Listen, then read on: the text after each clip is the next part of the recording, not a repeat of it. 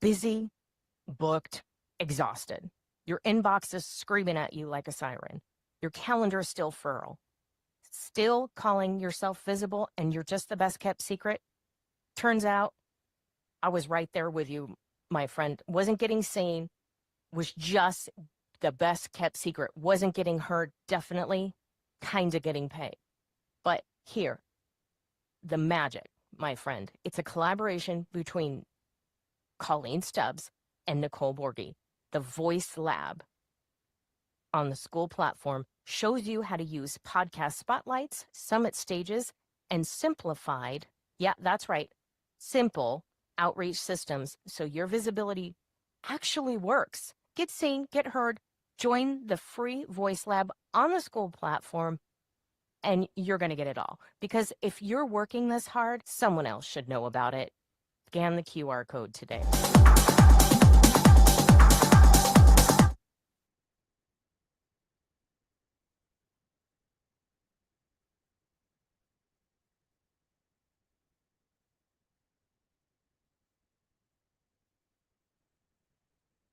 You're muted. Thank you for telling me. Good morning. Welcome to Monday Morning Business Foreplay. We are joined this morning by Barbara Ringrose, and we're talking about accountability, but not the kind that you're used to. We're not going to be adding more to your plate. We're actually going to be simplifying what actually gets done. So welcome to Monday Morning Business Foreplay. And this is the strategic warm-up that makes the rest of your week hit harder. And let's be real, most people don't need more information. They need to actually do what they already know matters. And that's exactly what we're getting into today. Barbara, welcome. You're muted. You know, that happens all the time when people tell you to mute and then somebody asks you to talk and then you're like so transfixed on what they're saying. Good morning, Colleen. Good morning, everyone. So nice to be here with you. Yeah, welcome. We're so glad to have you here. You know, you and I go back a little bit, and I have always enjoyed sitting down with you. I feel like every time we do sit down, I really learn a lot from you. But this is not a topic that we've gotten into before, and so I'm excited for this. I feel like this is going to be all new for me. And of course, I have my handy dandy notebook ready, and I am ready to take notes. So let's dive into it. So on Monday Morning Business Foreplay, I think before you even start your week, you need to look at things like how clear you are about what you're doing. You say you have a notebook handy, and that's a great way to start there, Colleen. But we have to look at clarity, understanding what we're responsible for. We're not responsible for hackers coming into our meeting. We're not responsible for other people's behavior. We're only responsible for self. So it's important to be clear about who you're accountable with for. Commitment. Hey, if you don't embrace the situation and you don't have passion about something, it's kind of difficult to get it jump started. So all of us know at the end of the day that we're going to have consequences, whether they are positive or they are negative. And I remember with my children early on when they were younger, they were in high school, I would say to them, do you want to sink or swim?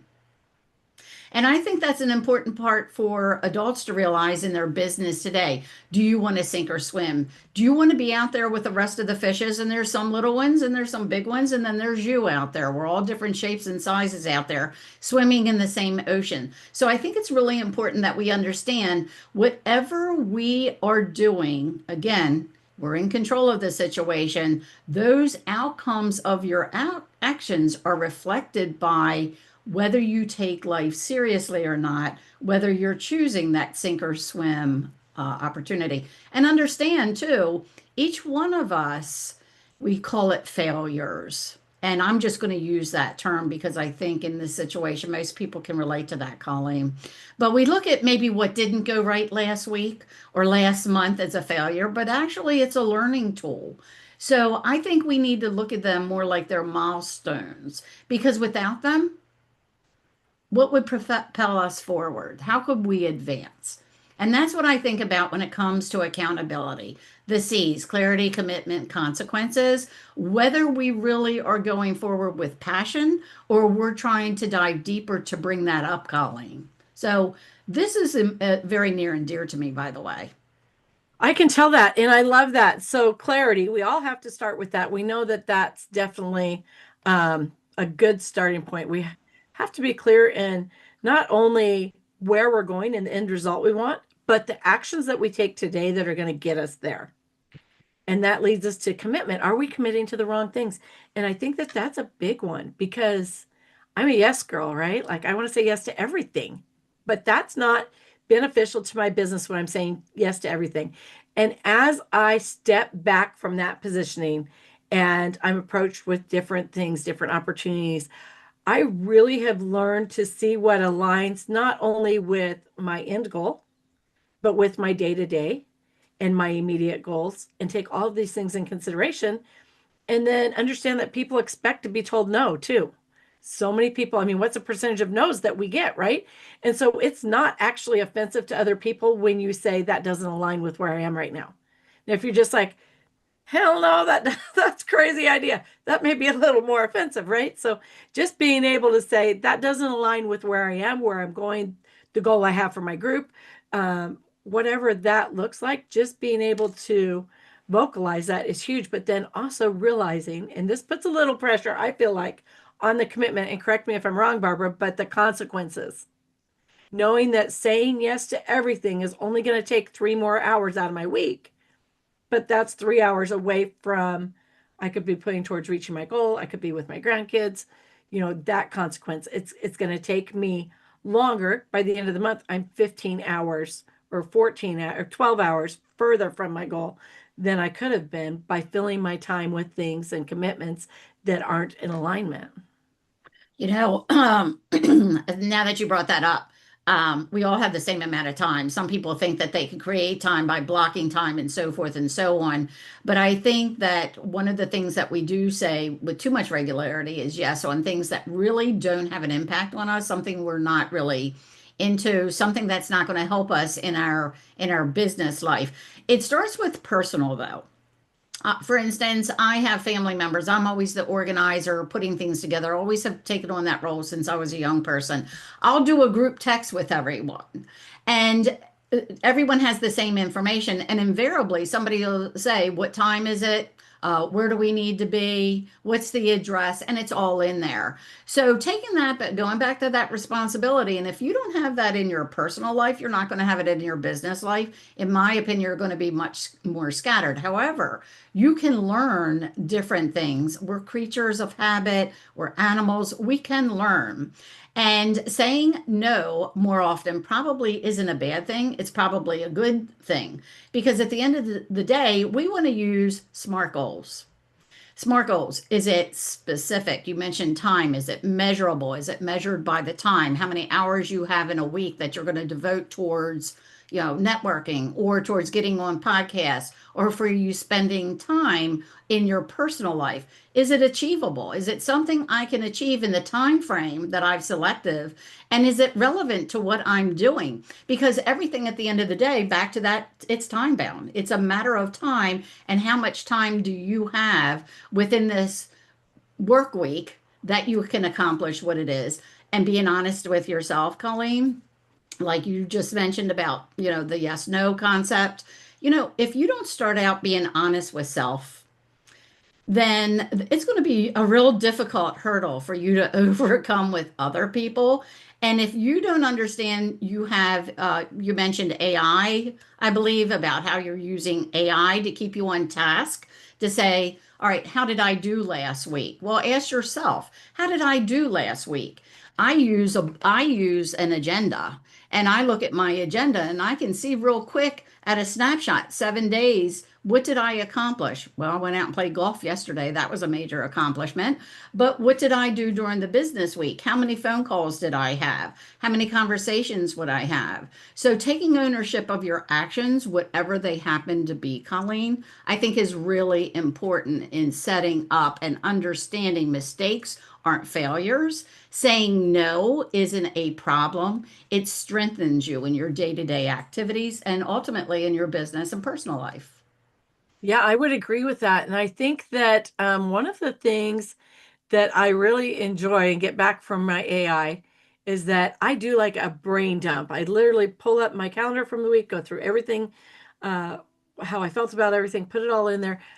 But one thing that it does for me each week is it points out the progress I've made and the importance of that progress towards reaching my goals. Because I feel like sometimes as entrepreneurs, we get so caught up knowing that we didn't meet all those goals for whatever reason, or maybe like last Monday was totally scattered on here. I left here and went to 3 meetings where people didn't show up. It just Oh was like no.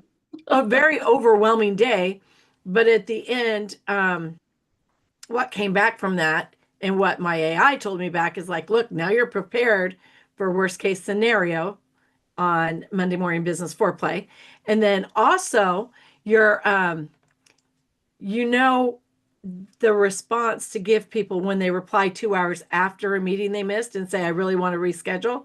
You now have that response prepared because I hadn't had a response before. Now I have that. So one more thing ironed out, but just the ability to look back and see the good in that is huge. And so would you say that we need to declare one priority for a day or by a timeline, or how do you feel like that looks like? Well, I don't know that all of you are into numbers. I'm definitely into numbers like the number 1111. When I was with my children's father, when we were dating, the number 1111 kept coming out and screaming at us. Well, my middle child, my daughter Tara, was born on 1111.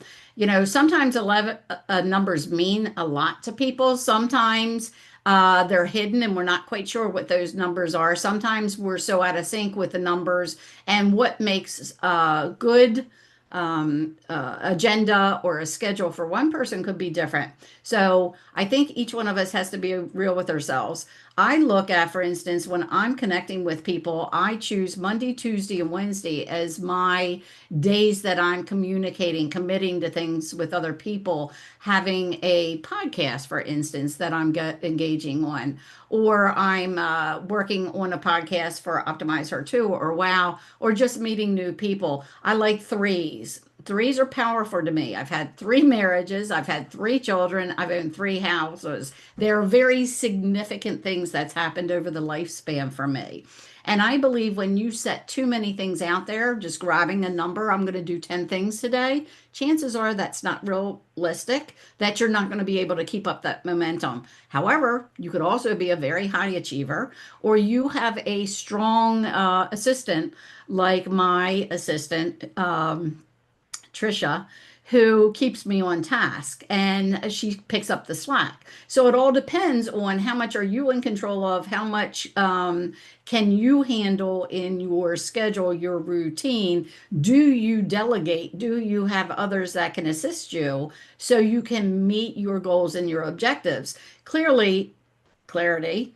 If you do not look yourself in the eye, if you're not honest with self and say, oh my God, I had 10 appointments scheduled last week. Look at all the ones that got canceled. Maybe looking over some history and how effective your day has been and your schedule, your calendar has been. That will then determine the numbers, for instance, you should be focused on. And do you have downtime that you can keep your mental health, your mental clarity, that you're maybe not everybody likes physical fitness or working out, for instance, but you might want to incorporate some of those things and look on your personal side, your health side as well. But numbers to me, they're individualized. I select 3, and I think 3 is very dynamic. If I can do 4 or 5, so be it. I love that. And so one of the little gold nuggets you just dropped that I hadn't thought about before is that I don't have someone that holds me accountable. I hire people to help with different things in my business.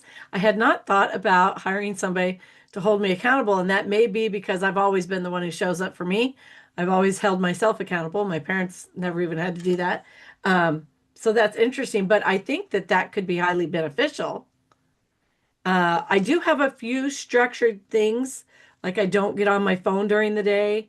I don't even turn my phone on until 9 or 10 in the morning, and I start my workday at 4 a.m. But I don't even turn it on till 9 or 10, and then I don't even look at it usually till the end of my workday. So I have a few things like that. Now, if I didn't have that in place, and the reason I put that in place was because I was constantly going in and answering text messages.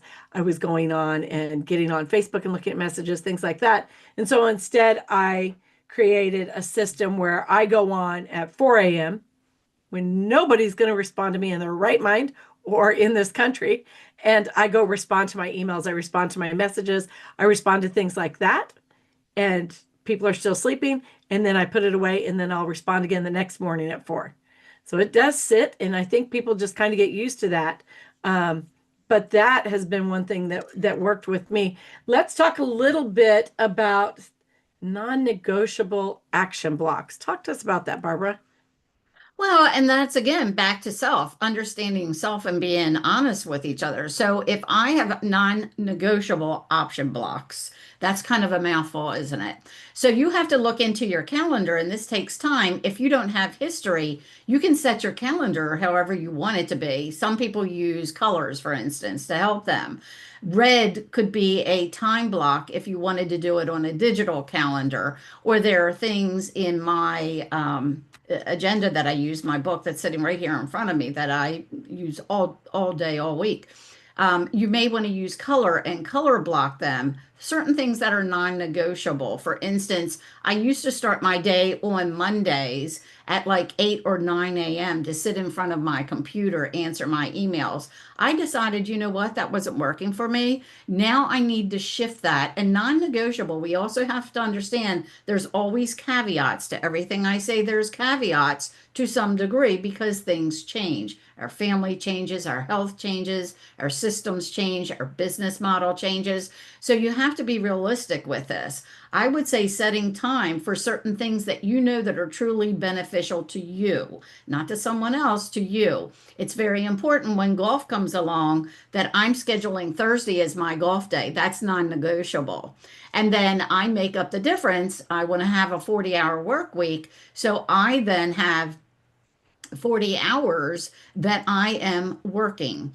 I don't try to overbook my clients, 3 clients a day. That is almost non-negotiable, but I realize there's a little flexibility. I can add one thing, maybe a 4th call that day, but I know when I do that, that's a little bit stressful if I'm going to do it in the right way. So I would say for me, non-negotiable for Barbara means that she's going to have certain days of the week that she's going to do certain things. On Friday, for instance, that's going to be more of a social media day or whatever that happens to be that I'm lining up calls for podcasts, whatever, for the next week. And I think it's important all of us understand for ourselves, look ourselves in the mirror, maybe hearing a little bit about people that we respect out there in the community, what they feel is non-negotiable, and we can always incorporate another thing, if you will. But non-negotiable should be something that is tailored for you. I love that. And I'm going to touch on something that a principle that is near and dear to my heart and yours. We have a lot of female entrepreneurs on here. Carl, you can still listen if you want. Shafat, you can still listen if you want. But here's the thing. I think that one of the caveats is we have to be able to extend grace to ourselves, right? And so last Sunday night, not last night, a week ago, I threw my back out, which meant that I spent last week not hardly able to sit, not able to lay down comfortably, taking tramadol all day long, and all the side effects that go with that, and still showing up. And so for me, I didn't hit all my marks last week. It's okay, because here's the thing, I showed up and I hit a lot of them. And had I taken the week off and taken downtime and just not even tried, I would be further behind. And so I am grateful that I know enough to extend myself grace and show up as best as I can each time. But we also have to be careful not to allow that grace to become a crutch, right? We don't want to be like, oh, it's a bad day, so I didn't make it. No, that's not That's not grace, right? That's interesting that you use the word grace because for the past 2 years, I was using focus as my word for the year. One of my dear friends, Karen Miller, an attorney, she's an estate attorney. She said to me, "Hey, Barbara, what's your word for the year?" And I'm like, "What do you mean, my word for the year?" What anyway, I started it back in 23 and it was focus. And then 24, no, it was 24 and 25, excuse me, was the word focus. I decided to reuse it because it didn't do a good enough job in 24. Things happened in 23 that caused a lot of chaos in my world. And then came 26, and I thought to myself, well, what word would I want to use for to describe 26? What word do I want to focus on? And that word, interestingly enough, is grace. And I even have that in my email. If you email me, my response email will include give yourself some grace and pat yourself on the back for those things that you have accomplished. We have a tendency, I think, in our society to look at the things that we didn't accomplish. Years ago, my children's father would come home and he'd ask me that one thing that I didn't get accomplished that day. And I always felt bad. It was almost like he knew intuitively there was one thing or maybe two things that Barbara didn't get done. And then it just made me feel really bad about myself. It was a really difficult time for me, and I couldn't figure out how I couldn't get everything done. Well, I had 10 things on my refrigerator that I was supposed to do, a long post-it note that I was supposed to do each day. 10 things was just too many things. And I think he would look at those items sometimes and he would ask me about those items, and which he probably felt was doubtful that I could accomplish them. And that's probably, he could have been challenging me with them. But again, it goes back to scheduling and giving yourself grace, good word, on those things that you cannot accomplish or you're unable to because you had a mishap last week. You're human and you had a situation. And the fact that then we feel as women, we think 360, men normally think, they focus on one thing, God bless them. And we tend to have that 360 view. Somebody mentioned in the chat multitasking, for instance. I'm thinking of my shopping list. I'm thinking of going to the salt spa. I'm thinking about this cup of coffee I have. I'm thinking about what you're saying to me on the podcast all at the same time. That's my ADD brain. That's the way I work.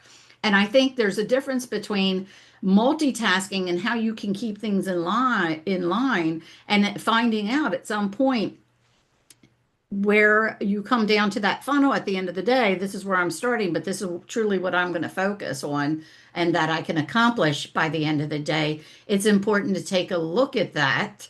And again, give yourself grace. You could not do all of those things. I was down, a call took too much time. I was having computer problems, and just move on by living in fear, by condemning yourself, criticizing yourself. And I think all of us on this call would say, I'm my worst critic. God, I'm my worst critic. I do need to pat myself on the back. I need to give myself some grace so I can go forward in a productive manner. Yeah, I love that. And you have said to me on different occasions, we're friends outside of Monday Morning Business Foreplay, and you've said to me on different occasions, give yourself grace. And what that means to me too is that, I've spent years, over 30 years, having employees and working with employees. And so when a situation comes up, I've turned that around and I say, if this happened to my employee was in this situation, where would my expectations lay for her? What would I want? And I say her because I mostly had female employees. What would I expect her to do? Where would I give her grace? And then I've learned to turn that around and give myself the same grace that I would extend to somebody else. And I think as women, like you said, we're our own worst critics, and we hold the bar high for ourselves. My husband, bless his heart, when he turned 50, he decided he's done doing anything at 6 o'clock at night. Good for him. Congratulations. I locked the door, but he's not clearing his dishes. He's not, nothing he's done. I'm like, how did you even decide that? Because I still go, like I go, fall in bed and go to sleep. We have a couple questions. Brenda is asking, if you add a client today, picking up extra hours for that day, do you decrease your hours on another day, Barbara? Well, again, it goes back to looking at your performance. That was Lisa. Oh, that was Brenda. Brenda, sorry. Brenda, I think it goes back to looking at your capabilities and looking at your past performance. And if you're picking up another client, or can you downsize maybe one other client? You need to be realistic with your approach here because there may be somebody you can give up to take on this client to determine whether that you value this new client significantly enough. And if you want to add a couple of more hours to your work week, will that impose some hardship? Will that make you more anxious? Or is there a group you need to eliminate? Maybe you're on a group where the call is every Thursday at 9 a.m.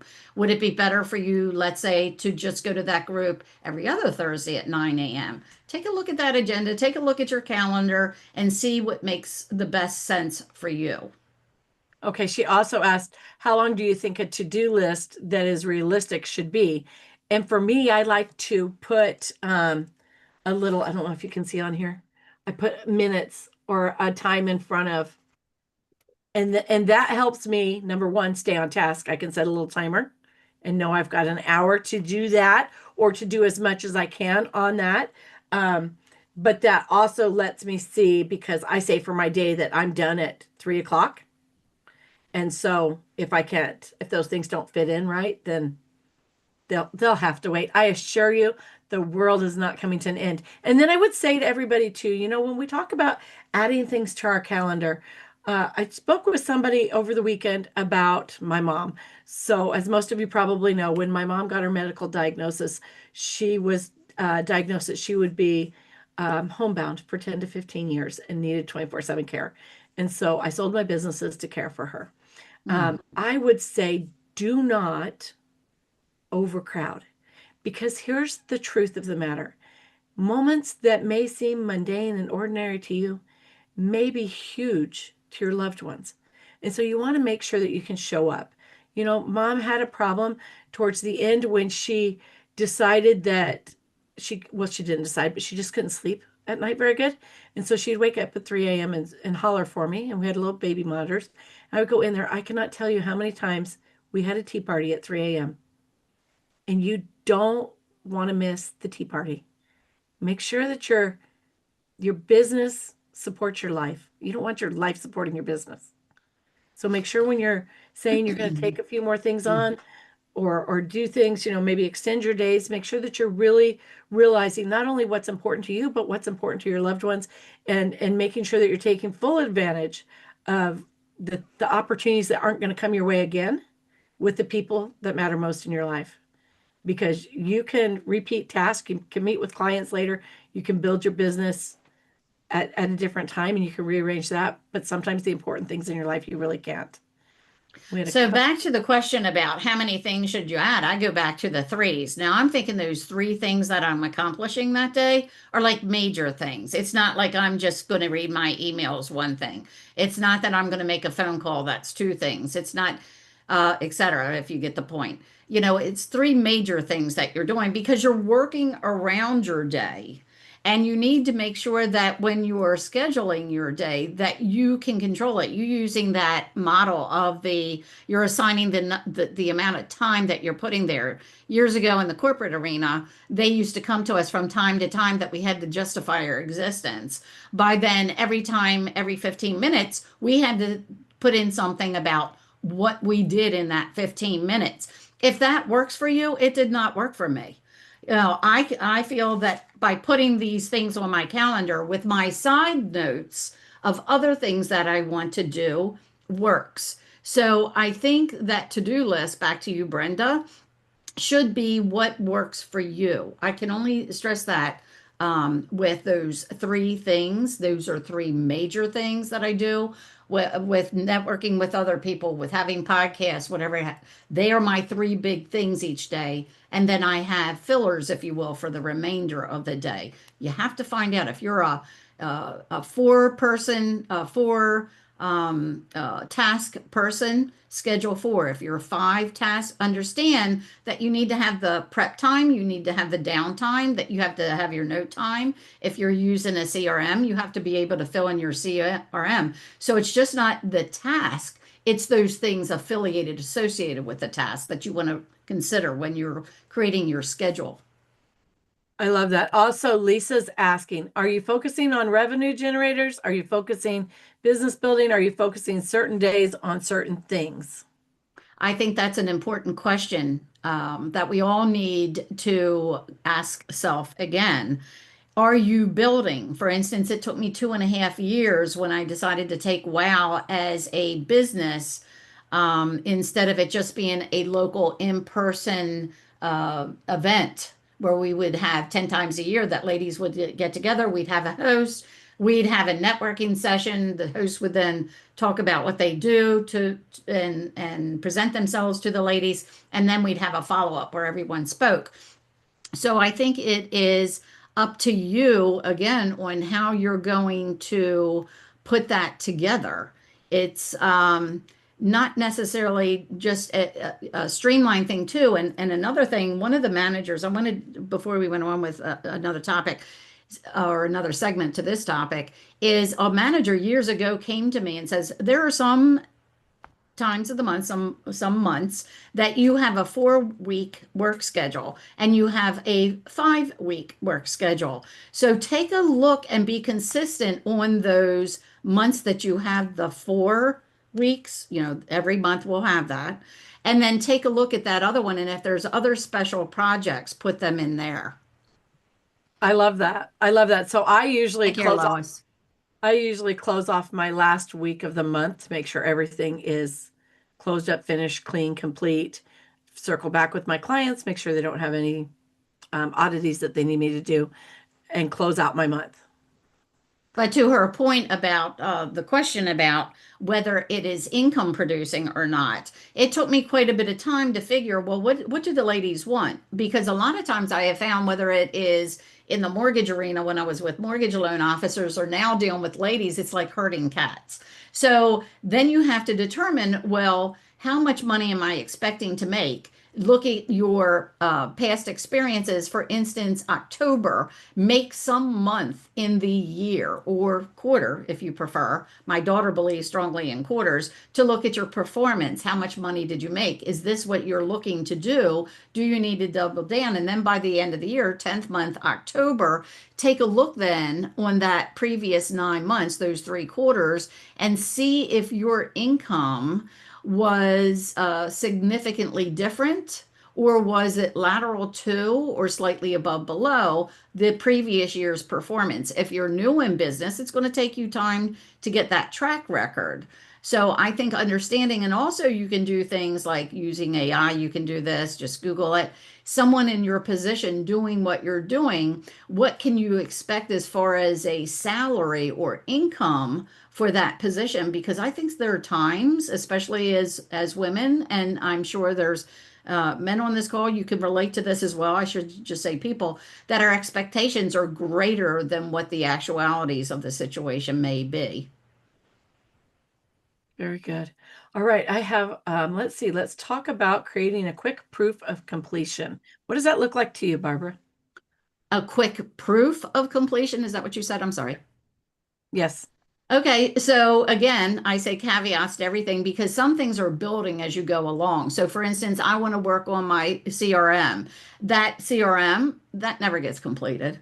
It's only updated and then it's taking the time then putting in place. Again, we need to make sure that we're putting these things in our schedule. Some things we know that are going to be a continual.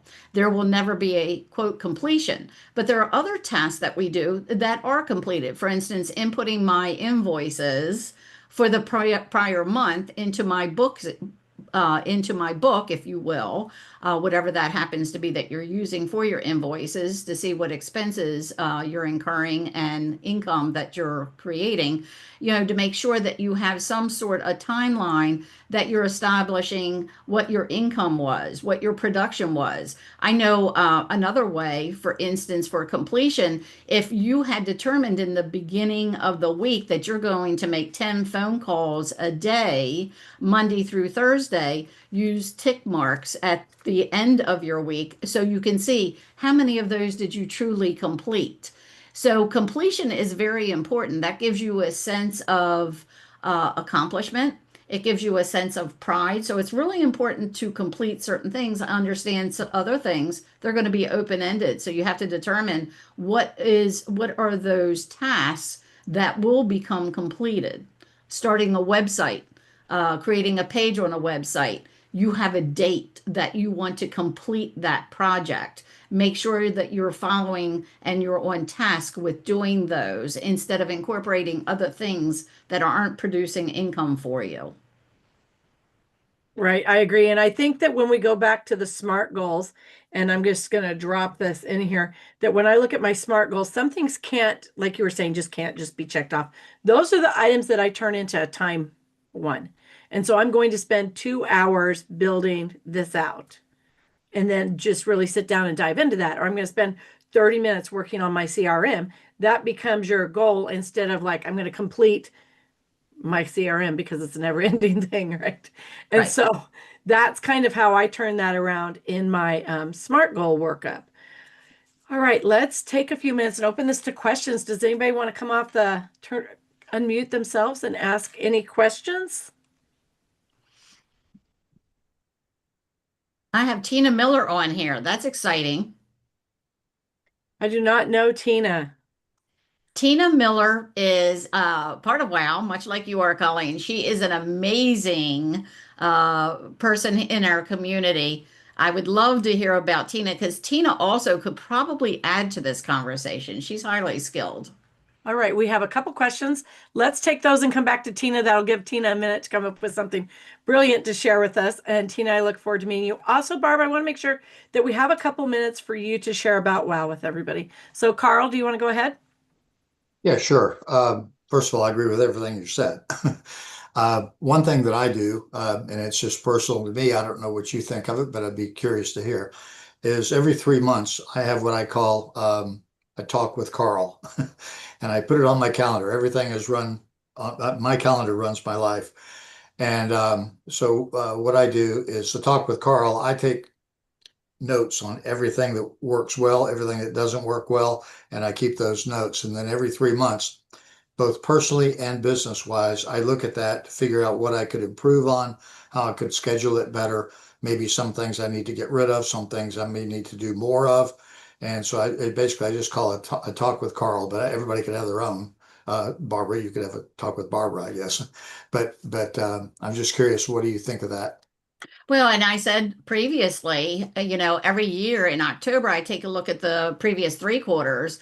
And my daughter Lindsay had suggested, Mom, you ought to look at it every quarter. And she's right. You're 100% on target with that too, Carl, in that you are doing it on a quarterly level because you can continue doing the same thing over and over again. And we know that the definition of it, insanity, right?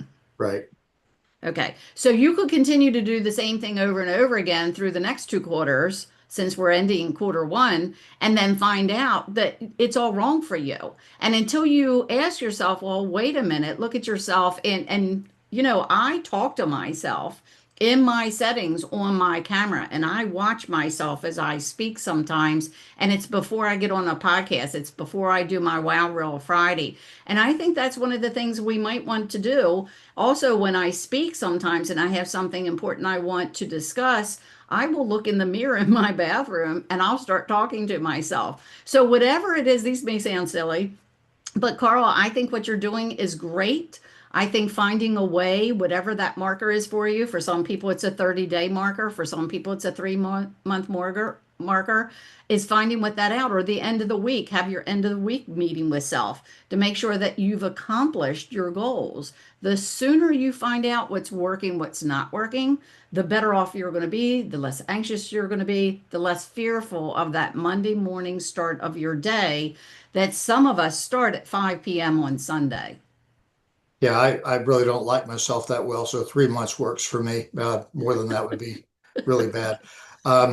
The one other thing I'd like to see what you think about. I think I run into a lot. I do business consulting as well as our networking organization, but I Mm-hmm. find a lot of people, whether they have potential clients or whatever it is, they let other people dictate what they do instead of they dictate to the client. In other words, I'm a firm believer that if you've got a set appointment, let's just say it's a networking event, and if it's an integral part of your business, that's an appointment. That's something you need to do, and don't let somebody change it. I personally feel that most people like to work with people who are busy, not available 24/7. And so they will, you say, hey, I've got an event I have to go to. It may not be about making money, but this person, unless they're going to die or something, and they have to see you to make a sale, I think you ought to stick to what you're doing, and you control your life. Don't let other people control your life. Years ago, I was in mortgage and I couldn't find a woman anywhere to talk to more than having one conversation about business. That was after the turn of the century. So I ended up with these three men. One of the men had to drop out because he had young children. Wife was really in need. And so the three of us met me and two men. I called it my men's group twice a month for 7 years because I couldn't find any female who wanted to carry on a business conversation. And I thought one of the things that inspired me most with one of the gentlemen I used to have coffee and a donut every Friday morning for, talk about commitment. Before that, was we talked about the tail wagging the dog, exactly what you're saying. Whatever that is, don't let other people, the tail, wag you. You're the dog. The three C's: clarity, commitment, consequences. If I make an appointment with you and we're just chatting, and then Colleen comes back and says, Barbara, I'm going to give you a donut and coffee free. Why don't you come with me? I'm going to say, sorry, Colleen, I'm busy. Carl and I have already made a scheduled an appointment. We'll have to schedule another time. There's nothing wrong with that. But I believe in commitments. I value commitments highly. If somebody comes along with a better opportunity, you made that first, unless, of course, it's extreme, and that's a judgment call. We understand that. Something happens in your personal life. Colleen spoke about her mom. There's things that happen that those events that we need to, change our commitment, and other people would certainly understand. But commitments are vital, in my opinion. Yeah, That's part of accountability. yeah, I totally agree. I mean, and there are exceptions to the rule, but most of the time people will be flexible with you. Don't allow them to change your schedule. Yeah. I agree. Thank you. All right, Lisa, it's your turn. And I just want to say before you start, if everybody wants to use the chat, go ahead and add your information in the chat. Make sure you save it. I did not save it. Lisa, go ahead. All right. I love this because I'm like you, I'm a numbers person and I'm a planning person. So I usually do a Sunday night plan, but then I also do a Monday morning, like I like to call it my Monday morning CEO 15-minute outlook. And I noticed that you said you used to do your emails first, and then you realized that wasn't working for you. So what are some things that you found happening to yourself through your day or through your week when you were starting your Mondays with going through your emails, and how did you recognize how to change it and make that shift, and what shift made the most difference for you? I know it's like 5 questions, sorry. I know that's a lot, and you're going to have to bring me back and get me on task because I want to answer all of those, of course. And some of the things work differently for other people. That's why God made Post-it notes. That's why God made line business cards, index cards. I think that's why God made line paper. You have to find your agenda, whatever it is. You have to go back and find whatever it works for you. Doing a Sunday night and then do a Monday morning kind of seems almost like counterproductive. If you've already done it on Sunday, why are you doing it on Monday morning? And I think the important thing is when you are scheduling or time blocking, that's what you're saying, Lisa, and you're going over. When I was time blocking my emails, what I was finding was I would get so wrapped in those emails. And I think, Colleen, you alluded a little bit to this earlier, where the next thing you know, then, my daughter would call me squirrel. The next thing you know, that email is making you out to be a squirrel. And now you're jumping and doing all these things. And you're not just reviewing the emails and prioritizing them, you're following in them. And before you know it, it's 2 p.m. in the afternoon. And what did you do? So I would say, Tara's coming into my mind, stop being a squirrel. If there's certain important things, you don't need to read every email. And sometimes it's probably best for you to take an hour a couple of times a week and get rid of as many of those emails as possible. The sundown rule, you have to have certain rules. And one of those is the close of business. Sundown may not literally mean sundown. It could be at that time of day. My sundown rule is at 5 o'clock, I'm not answering anybody anymore. you know, take a look at your schedule again and look at and hold yourself accountable to whatever that is working. Carl talked about, look at every quarter or every month, talk to yourself, find out what's working for you. And you probably had another question or so that I did not answer, Lisa. I actually think you hit most of them. My Sunday night is a little bit different than my Monday morning, so I understand that. What we each have, the tools that work are the tools that we use, right? Yes. And Yes. so we each have to know what tools are going to work for us. And what I usually recommend to people is give something at least 21 days, right? That's 3 weeks of consistency. And if it's not working for you after 3 weeks of consistency, it's probably not the right tool. But if you give up on it, most people give up at around day 15 or 16. And that's usually right where your breakthrough is. You But hit if you were something going there. to, right, if you were going to say, like, the most important thing that happened to you to have you understand this, how to block time for yourself, like, because sometimes we don't understand, like, we see things happening, but we have our like rose-colored glasses on, so we're not paying attention to it. And sometimes when people say, this kept happening to me and then I realized it was not beneficial, that can trigger for the rest of the audience listening, like, oh yeah, I have things kind of like that that happen to me. And that could be the trigger for somebody to say, oh, maybe my system actually, I think it's working for me, but maybe if I take a step outside of it and look at it, maybe it's not working for me. Did you have a moment like that? Yeah, I can tell you that I had many moments like that. And I think some of those things are, as Colleen talked about, is the cell phone. I know there are times where people during the course of their day, they will do things like to distract themselves looking at Facebook, whatever it happens to be. And it's understanding yourself. And I think what I realize for myself is during the day, I don't pay my bills. I don't go and do personal phone calls with people, or I schedule them at a time that I can sit back from my business and focus on that person. But I think that involves a little bit of tenacious type behavior on somebody's part, and making those commitments that I'm not going to drift out there. But there's been many milestones, many milestones as well, where I've recognized something like phone calls. Some people get a lot of phone calls and they feel the need to return every phone call. Is that phone call relevant to your business and for you to succeed in your business or your work week? Sometimes it's always not about making money. Yeah, I would agree. And so we're going to close this up here shortly, but we want to take a few minutes and hear from Tina. Hi, thank you, Colleen. Thank you, Barbara. It's great to be here. I'm grateful for this conversation. And I have two thoughts that I wanted to share. The first is that in taking time for yourself, I find that your morning routine is really going to set you up for your day. So whatever that looks like for you, for me, it's a 2-hour routine. I wake up, between 6 and 6:30 so that I'm ready by about 8:30 to come downstairs and make my tea and hit the electronics. But those 2 hours set me up for success for the rest of my day.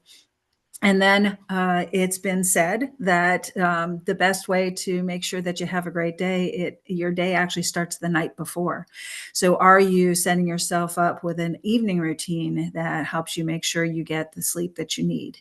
And then the other school of thought in regards to time blocking, there is a new mechanism called focus blocking, where it takes the thought of an athlete needing to do interval training, how physically you can only do so much as you're training your muscles to acclimate to new, additional oxygen when you're training.